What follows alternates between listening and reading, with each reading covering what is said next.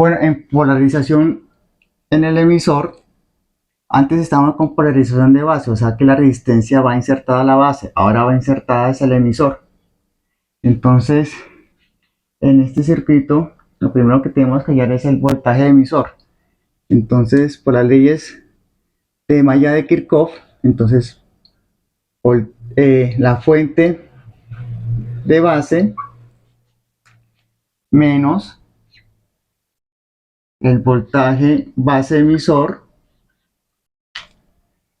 menos el voltaje del emisor, que es igual a 0. Entonces despejamos voltaje emisor. Voltaje emisor es igual a voltaje de base menos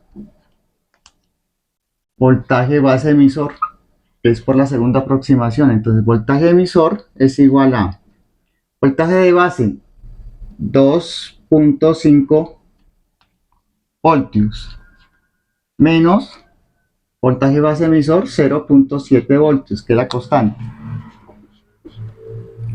Entonces voltaje emisor es igual a 1.8 voltios. Ahora que ya tenemos el voltaje de emisor, entonces vamos a averiguar la corriente del emisor. Entonces la corriente del emisor es igual al voltaje del emisor dividido entre la corriente del emisor, entre la resistencia del emisor. Entonces la corriente del emisor es igual a voltaje de emisor, que ya lo llamamos, vale 1.8 voltios, dividido por la resistencia del emisor, que es 1.8 kilo ohmios. Entonces la corriente del emisor es igual a 1 miliamperio. O sea, voltios sobre kilo ohmios, miliamperio. Entonces, ya hallado el voltaje del emisor y la corriente del emisor, entonces vamos a hallar el voltaje del colector. Entonces el voltaje del colector es igual a la fuente de polarización del colector menos la corriente del colector por la resistencia del colector, que de donde sabemos de que la corriente del emisor es igual, aproximadamente igual a la corriente del colector. El voltaje del colector es igual a la fuente de corriente continua es igual a 20 voltios, ¿cierto? 20 voltios. Menos la corriente del emisor,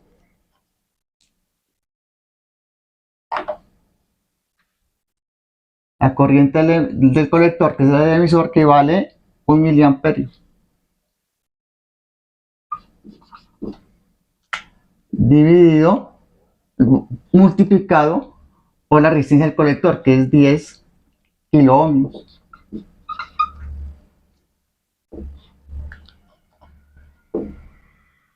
Entonces, voltaje del colector es igual a 20 voltios menos 1 miliamperio por 10 kilo ohmios da 10 miliamperios por kilo ohmios da voltios. Entonces, el voltaje del colector es igual a 20 voltios menos 10 voltios da 10 voltios. Entonces la corriente, el voltaje del colector vale 10 voltios, que son las incógnitas que nos exigía el problema. Ahora sí, para averiguar voltaje colector emisor, ¿cierto?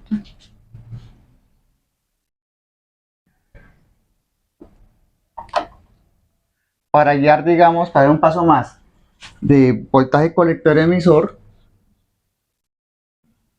es igual al voltaje del colector menos voltaje del emisor. Entonces, voltaje colector emisor es igual a, ¿cuánto vale el voltaje colector? 10 voltios. Menos, ¿cuánto vale el voltaje del emisor? 1.8 voltios. Entonces, voltaje colector emisor es igual a 8.2 voltios. Es decir, aquí en este circuito toca analizar, digamos, el voltaje colector emisor por separado. Si vamos con el multímetro medir directamente voltaje colector emisor, el emisor está a tierra, ¿cierto? Entonces no es conveniente. Entonces toca por separado. Entonces voltaje colector menos voltaje emisor, que nos da 8.2 voltios.